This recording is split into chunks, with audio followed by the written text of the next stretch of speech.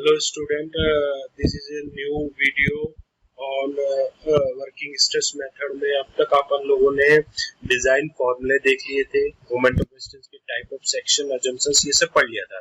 देखो स्टूडेंट, एक चीज मैं आप लोगों को समझा रहा हूँ कि ऑनलाइन पढ़ाई और व्हाइट बोर्ड पढ़ाई दोनों में बहुत डिफरेंस है।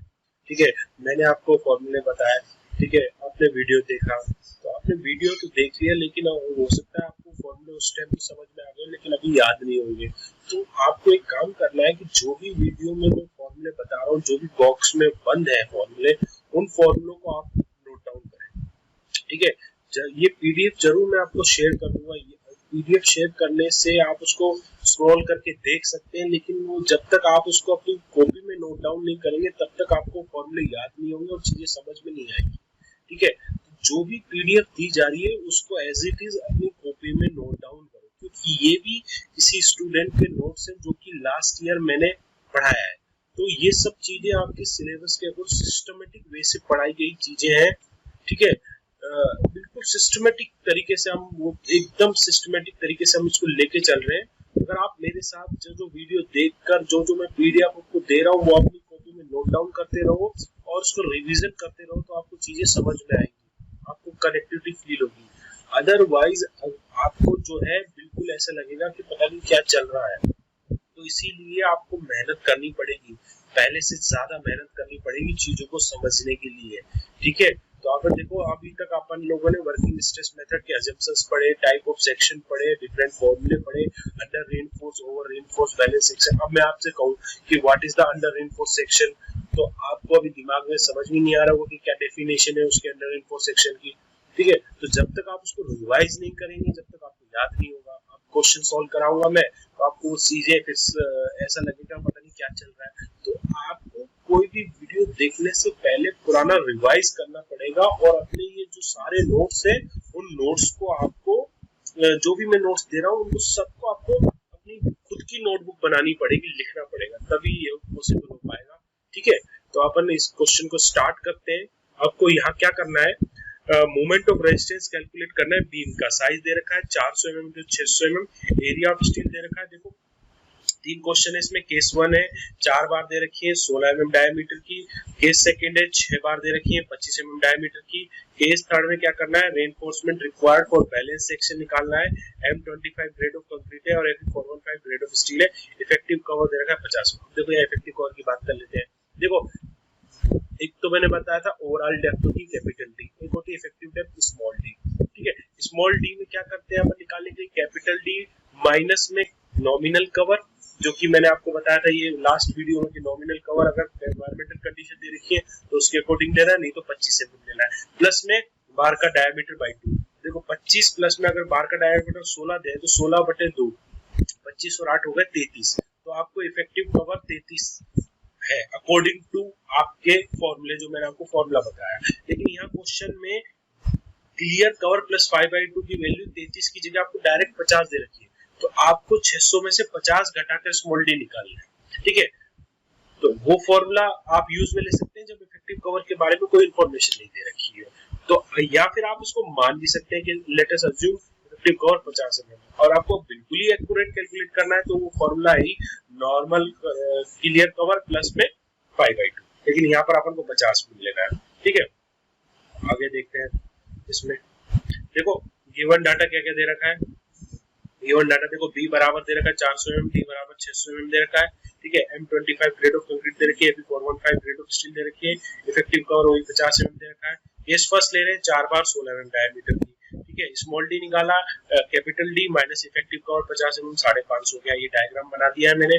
विड्थ 400 mm हो गई, डेप्थ ओवरऑल 600 हो गई, जिसमें से 50 mm इफेक्टिव कवर हटा देंगे तो 550 mm स्मॉल डी हो जाएगी। अब देखो परमिजिबल स्ट्रेस की बात कर लेते हैं और मॉड्यूलर रेशो की। तो परमिजिबल स्ट्रेस मैंने आपको पहले ही बताया था कि सारी जो वर्किंग स्ट्रेस मेथड में जो कंक्रीट की परमिजिबल स्ट्रेस है उसको सिग्मा सीबीसी से और स्टील की परमिजिबल स्ट्रेस को सिग्मा एसटी से नोट करते हैं। पेज नंबर 81 82 पर इनकी वैल्यू दे रखी है। आपको M25 ग्रेड ऑफ कंक्रीट दे रखी है तो इसके लिए 8.5 होती है। Fe 415 दे रखा है तो इसके लिए 230 होती है। ये आप इस कोड पे इस पेज पे जाकर देख सकते हैं। M का फॉर्मूला आपको पेज नंबर 80 पर लिखा हुआ है। 280/3 सिग्मा सीबीसी 8.5 है, 8.5 यहाँ रखा, 10.98 आया, अपन ने 11 ले लिया। अब देखो, अब इसमें मोमेंट ऑफ रेजिस्टेंस निकालना है, तो मोमेंट ऑफ रेजिस्टेंस निकालने के लिए फॉर्मूले अपन पढ़ चुके हैं, लेकिन वहां पर अब मैंने आपको बेसिक फॉर्मूला भी बताया था, साथ में मैंने आपको बताया था कि टेंशन साइड से कौन सा फॉर्मूला लेना, कब लेना होता है, कंप्रेशन साइड से कब लेना होता है, बैलेंस कब लेना होता है। ठीक है, उसके लिए कंडीशन होती है actual depth of neutral axis और critical depth of neutral axis की। ठीक है, तो सबसे पहले अपन को पता करना पड़ेगा कि ये किस टाइप का सेक्शन है, तो उसको पता करने के लिए अपन critical depth of neutral axis और actual depth of neutral axis निकालेंगे। दोनों के फॉर्मूले हैं अपने पास। Critical depth of neutral axis का फॉर्मूला x = kd, k की value 93.33/93 plus sigma st, k का फॉर्मूला अपन ने देखा था, ड्राइव किया था, सिग्मा st की जगह 230 रखा, 0.288 आ गई, xc आ जाएगा 0.2288 इनटू d कितना है 550 mm में 550 रख दिया, 158.4 आ गया। अब actual depth of neutral axis होती है cg ऑफ द सेक्शन, जबकि critical depth of neutral axis होती है परमिसिबल स्ट्रेस अपनी मैक्सिमम वैल्यू पर पहुंचे, यानी कंक्रीट में सिग्मा cbc, स्टील में सिग्मा st। तब सिमिलर ट्रायंगल से अपन ने निकाला था xc का फॉर्मूला।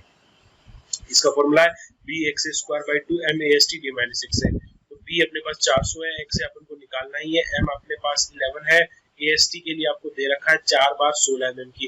अब देखो ये सर्कुलर बार है, सर्कुलर बार का एरिया होता है π/4 d² या π², और नंबर ऑफ बार कितनी है 4, एक बार का एरिया इनटू 4 से मल्टीप्लाई कर देंगे तो 4 बार का एरिया आ जाएगा। तो सबसे पहले AST कैलकुलेट कर लेते हैं। देखो AST हो जाएगा 4 बार के लिए n × π/4 d²। अब देखो यहाँ पर एक चीज याद रखना, यहाँ पर d की जगह आप फाई रखना, थोड़ा आपको कंफ्यूजन नहीं होगा, क्योंकि d पर 2 बार नोटिफिकेशन आ गया है। d अपन स्मॉल d इफेक्टिव डेप्थ को भी बोल रहे हैं और d डायमीटर ऑफ बार को भी बोल रहे हैं। तो अगर आपके दिमाग में चीजें क्लियर है कि कब तो इफेक्टिव डेप्थ लेना है, कब डायमीटर ऑफ बार लेना है, तो आप एक ही सेम यूज कर सकते हैं। जैसे कि अब अपन को एरिया ऑफ स्टील निकालना है, तो स्टील की बात हो रही है, तो स्टील का डायमीटर आएगा अब यहाँ पर, ना कि इफेक्टिव डेप्थ आएगी। ठीक है, तो स्मॉल d जो है 16 mm लेना है यहाँ पर, 4 × π/4 16 का स्क्वायर 804.25 आ गया। bx²/2 mast d-6 है, फॉर्मूला रखा, क्वाड्रेटिकल इक्वेशन है -b + -b² - 4ac का स्क्वायर रूट अपॉन 2a, ये फॉर्मूला लगेगा। x के लिए एक बार नेगेटिव वैल्यू आएगी, पॉजिटिव आएगी, तो पॉजिटिव वैल्यू लेनी है, तो x की वैल्यू आ गई 135.42 और xc अपना देखो इससे पिछले वाले में पेज में था xc, देखो xc की वैल्यू थी 158.4, तो यहाँ से आपके पास जो है 158.4 और ये x a आया था आपके पास 135.42, तो इट मींस क्या हुआ, xc बड़ा हो गया xa से, इट मींस कौन सा सेक्शन हो गया यूआरएस का मतलब अंडर रेनफोर्स सेक्शन। तो यहाँ पर अंडर रेनफोर्स सेक्शन में क्या होता है, स्टील में एक्चुअल स्ट्रेस परमिसिबल स्ट्रेस के बराबर होती है, जबकि कंक्रीट में लेस देन होती है। ठीक है, तो अपन मोमेंट ऑफ रेजिस्टेंस कहाँ से निकालेंगे, जहां से बराबर हो जाता है वहां से मोमेंट ऑफ रेजिस्टेंस निकालेंगे। जब बराबर कहाँ हो रहा है, टेंशन साइड में हो रहा है, तो टेंशन साइड से मोमेंट ऑफ रेजिस्टेंस निकालेंगे। तो मोमेंट ऑफ रेजिस्टेंस का फॉर्मूला लिख दिया sigma st AST d - xa/3, तो यहाँ से सारी वैल्यू है, xa की वैल्यू ऊपर वाली है रख दिया आपने। अब देखो यहाँ पर d आ रहा है, तो ये mr की बात हो रही है, तो mr की बात में d आपको 550 लिखना है। जब जहां भी AST की बात होगी वहां AST का डायमीटर, AST में बार का डायमीटर लिखना है, अदरवाइज आपको हर जगह इफेक्टिव डेप्थ का लिखना है। ठीक है, तो ये इतनी बड़ी वैल्यू आएगी, इसकी 10 की पावर 6 से भाग दे दोगे तो किलोमीटर मीटर में आ जाएगी वैल्यू 93.387। तो ये पहला वाला केस सॉल्व हो चुका है। अब दूसरा वाला देख लेते हैं, 6 बार 25 mm की critical depth of neutral axis xc same रहेगा, क्योंकि ये मटेरियल की प्रॉपर्टी पर डिपेंड करता है, जैसे कंक्रीट M25 और स्टील Fe 415, तो इसमें कुछ चेंज नहीं है, तो ये सेम रहेगा 158.4। Actual depth of neutral axis में आपका क्या चेंज हुआ है, AST चेंज हुआ है, क्यों, क्योंकि n × π/4 d², n कितना हो गया 6, पाई कितना हो गया 25, तो 6 और 25 रख के 2945.24 mm² आ गया। वैल्यू रखी फॉर्मूले में, xa की वैल्यू रखी, xa की वैल्यू निकाली 228.28, और देखो xc कितना है 158.4, xa कितना है 228.28, कौन सा बड़ा हुआ, xa बड़ा हुआ xc से, xa मतलब एक्चुअल बड़ी हो गई क्रिटिकल से, तो कौन सा सेक्शन हो गया, ओवर रेनफोर्स सेक्शन हो गया। ठीक है, तो उसके बाद ओवर रेनफोर्स सेक्शन में क्या होता है कि सी ए बराबर सिग्मा सी, जस्ट उल्टा हो जाएगा। Actual depth of analysis sigma CBC के बराबर हो जाएगी, actual stress in concrete sigma CBC बराबर हो जाएगी, टीए सिग्मा एसटी से लेस देन हो जाएगा। तो एमआर कहां से निकलेगा, जहां से बराबर होता है कंप्रेशन साइड से बराबर होता है, तो D X square C A by 2 D minus X A by 3, तो यहाँ से वैल्यू आई 183.98 into 10 की पावर से न्यूटन है। अब एक बात ध्यान रखना, एक मिनट, अब एक बात ध्यान रखना कि ये जो आपका क्या कहते हैं, ये मोमेंट ऑफ रेजिस्टेंस का फॉर्मूला है। तो मोमेंट ऑफ रेजिस्टेंस में वर्किंग स्ट्रेस मेथड में तो मोमेंट ऑफ रेजिस्टेंस जो है आप ओवर रेनफोर्स सेक्शन का फाइंड आउट कर सकते हो, क्योंकि यहाँ उसके फॉर्मूले हैं। लेकिन लिमिट स्टेट मेथड में कोई फॉर्मूला नहीं है ओवर रेनफोर्स सेक्शन का, क्योंकि ओवर रेनफोर्स सेक्शन में परमिसिबल स्ट्रेस अपनी मैक्सिमम वैल्यू पर कंक्रीट में पहुंचती है। तो कंक्रीट जो है ब्रिटल होता है तो पहले फेल हो जाता है विदाउट गिवन वार्निंग। एक चीज अपने दिमाग में याद रखना कि लिमिट स्टेट मेथड कहता है कि ओवर रेनफोर्स टाइप सेक्शन को कभी डिजाइन नहीं करना चाहिए, इस टाइप के सेक्शन को रीडिजाइन करना चाहिए। मतलब विड्थ और डेप्थ को आपको चेंज करना पड़ेगा, एरिया ऑफ स्टील को कम करना पड़ेगा, ठीक है। और यहाँ पर वर्किंग स्ट्रेस मेथड ने उसका फॉर्मूला दिया है, तो अपन moment of resistance find out कर सकते हैं, नो प्रॉब्लम। लेकिन डिजाइन नहीं करना है अपन को, ठीक है। ये पुराना मेथड था तो उसने रिकमेंडेशन नहीं दी थी, लेकिन लिमिट स्टेट नया मेथड है तो उसने ओवर रेनफोर्स के बारे में रिकमेंडेशन दी है। अब तीसरा, हाँ तो देखो स्टूडेंट, इससे पहले वाले अब तक अपन लोगों ने क्या किया था कि एमआर निकाल लिया था, ओवर रेनफोर्स सेक्शन आया था तो उसका एमआर फाइंड आउट कर लिया था 183.91 into 10⁶ न्यूटन एमएम। अब देखो तीसरा केस क्या है, इसमें आपको कैलकुलेट करना है एएसटी फॉर बैलेंस सेक्शन, ठीक है। तो बैलेंस सेक्शन के लिए सबसे पहले बैलेंस सेक्शन का मोमेंट ऑफ रेजिस्टेंस निकालना पड़ेगा। तो moment of resistance balance section का निकालने के लिए आपको क्या करना पड़ेगा, सबसे पहले कंप्रेशन साइड से मोमेंट ऑफ रेजिस्टेंस निकालना पड़ेगा, क्योंकि टेंशन साइड से नहीं निकाल सकते, क्योंकि टेंशन साइड से निकालने के लिए आपको एएसटी चाहिए होगा, ठीक है। बिना एएसटी के आप जो है बैलेंस सेक्शन का मोमेंट ऑफ रेजिस्टेंस नहीं निकाल सकते टेंशन साइड से। तो कंप्रेशन साइड से निकालेंगे, तो कंप्रेशन साइड से फॉर्मूला मैंने आपको लिखवाया है, MR equals to QBD square, Q होता है half sigma CBC J into K, sigma CBC 8.5 है, जे होता है 1 माइनस के बाई 3 और के आपको पता ही है 0.288 आया था, तो के की वैल्यू 0.288 बाई 3 और 1 माइनस के बाई 3 कर देंगे तो यहाँ से आपके पास जे आ जाएगा 0.094, ठीक है। तो क्यू होता है half sigma CBC J into के, तो क्यू की वैल्यू आ जाएगी आपके पास 1.1064, ठीक है। उसके बाद एमआर बैलेंस निकालेंगे, एमआर बैलेंस क्यूबीडी स्क्वायर होता है, तो Q है B है D का स्क्वायर कर दोगे तो आपके पास MR बैलेंस की वैल्यू आ जाएगी, ठीक है। अब MR बैलेंस निकाल लिया, आपसे पूछा क्या है कि आपको स्टील निकालना है, एरिया ऑफ रेनफोर्समेंट। तो एरिया ऑफ रेनफोर्समेंट निकालने के लिए फ्रॉम टेंशन साइड से आप क्या करोगे, MR balance equals to sigma ST AST into JD कर दोगे, ठीक है। JD कर दोगे तो MR बैलेंस की वैल्यू आपके पास आ चुकी है 133.88 इंटू 10 की पावर 6, ठीक है, इंटू 10 की पावर 6। और सिग्मा एसटी की वैल्यू 230 थी, एएसटी अपन को निकालना ही है, जे की वैल्यू 0.094 है, डी की वैल्यू 550 है, तो यहाँ से आपके पास एएसटी आ जाएगा 170.73 mm स्क्वायर, ठीक है। तो यहाँ से आपके पास ये तीनों क्वेश्चन सॉल्व हो चुके हैं, ठीक है। तो एक बार फिर से पीछे से देख लेते हैं कैसे करना है। सबसे पहले देखो क्वेश्चन दे रखा था आपको ये वाला कि मोमेंट ऑफ रेजिस्टेंस निकालना 4 बार 16 mm की, तो इसमें सेक्शन कौन सा आया था, अंडर रेनफोर्स आया था। अंडर रेनफोर्स सेक्शन में अपन को पता है कि परमिजिबल स्ट्रेस जो है स्टील में अपनी मैक्सिमम वैल्यू पर पहुंचती है, तो उस हिसाब से अपन ने अंडर रेनफोर्स सेक्शन का मोमेंट ऑफ रेजिस्टेंस निकाल दिया फ्रॉम टेंशन साइड, ठीक है। फिर इसमें क्या था, 6 बार दे रखी थी 25 mm डायमीटर की, तो इसमें अपन को मोमेंट ऑफ रेजिस्टेंस निकालना था। तो यहाँ से अपन को पता चला था कि अपना सेक्शन कौन सा है, ओवर रेनफोर्स है, तो ओवर रेनफोर्स का मोमेंट ऑफ रेजिस्टेंस कहाँ से निकाल दिया, कंप्रेशन साइड से। ऐसा इसीलिए कर रहे हैं कि टेंशन साइड कंप्रेशन साइड से, क्योंकि अपन को परमिजिबल स्ट्रेस चाहिए। तो परमिजिबल स्ट्रेस अपन को ये पता करना पड़ेगा कि अपना किस टाइप का सेक्शन है, जिस टाइप का सेक्शन होगा उससे अपन को पता चल जाएगा कि परमिजिबल स्ट्रेस अपनी मैक्सिमम वैल्यू पर सेक्शन में पहुंच रही है। यानी अंडर रेनफोर्स होगा तो स्टील में पहुंचेंगी, ओवर रेनफोर्स होगा तो कंक्रीट में पहुंचेंगी, ठीक है।